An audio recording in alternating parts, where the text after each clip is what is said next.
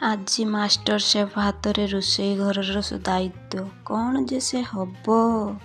ଭିଡ଼ିଓକୁ ଲାଷ୍ଟ ପର୍ଯ୍ୟନ୍ତ ଦେଖନ୍ତୁ, ଜାଣିପାରିବେ। ମାଷ୍ଟର ସେଫ୍ ହାତର କମାଲ। ଆଜି ମାଷ୍ଟର ସେଫ୍ କହିଲେ ଶୁଖୁଆ ତରକାରୀ ରୋଷେଇ ହବ। ମୁଁ କହିଲି ବାବାଲୋ ବାବା, ମୁଁ କରିପାରିବିନି। ଆଉ ମାଷ୍ଟର ସେଫ୍ କହିଲେ ମେହୁଁ ନା, ମୁଁ ଏମିତି ରୋଷେଇ କରିବି ହାତ ଚାଟି ଚାଟିକି ଖାଇବ।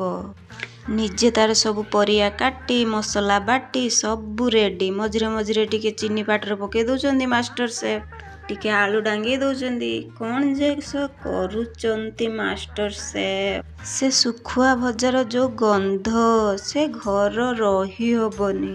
ମତେ କହିଲା ମୁଁ ରୋଷେଇ କରୁଛି, ମୋର ଟିକେ ଭିଡ଼ିଓ କର। ସାଙ୍ଗମାନେ ଯୋଉ ଗନ୍ଧ ହଉଥାଏ, ତଳେ ଯାଇକି ଦେଖିଲା ବେଳକୁ ମୋ ସ୍ୱାମୀ ତାଙ୍କ ଗାଡ଼ିକି ତେଲ ହଳଦୀ ଲଗେଇକି ପୋଛାପୋଛି କରୁଥାନ୍ତି। ମୁଁ ଡାକିଲି ଜଲ୍ଦି ଆସୁନ, ରୋଷେଇ ହେଲାଣି, ଖାଇବ। ମାଷ୍ଟର ସେଫ୍ଙ୍କ ହାତର ଯାଦୁ। ମୋ ସ୍ୱାମୀ କହିଲେ ହଁ ହଁ ଯାଉଛି ଯାଉଛି। ସତରେ ସାଙ୍ଗମାନେ, ମାଷ୍ଟର ସେଫ୍ଙ୍କ ହାତରେ ବହୁତ ଯାଦୁ ଅଛି। ମାଷ୍ଟର ସେଫ୍ କହୁଥାନ୍ତି ମଝିରେ ମଝିରେ ମୁଁ ଏମିତି ରୋଷେଇ କରିବି, ମୋ ହାତ ଖାଲି ଚାଟି ଚାଟିକି ଖାଇବ। ସତରେ ସାଙ୍ଗମାନେ, ବହୁତ ବଢ଼ିଆ ରୋଷେଇ ହେଇଥିଲା।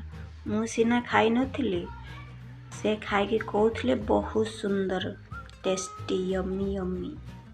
ବହୁ ଚାଲି ନ ଜାଣଇଲୋ, ପାଦ ପଡୁଥାଏ ବଙ୍କା।